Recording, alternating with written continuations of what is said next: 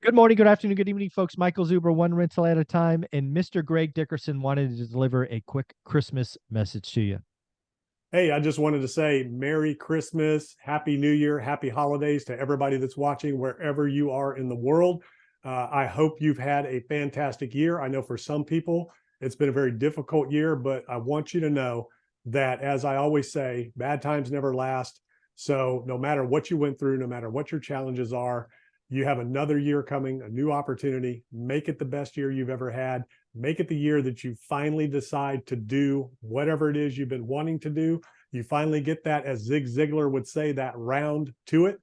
Go make yourself a round to it and get out there, make it happen. Don't let anything stop you or stand in your way. Life is short. It goes by way too fast.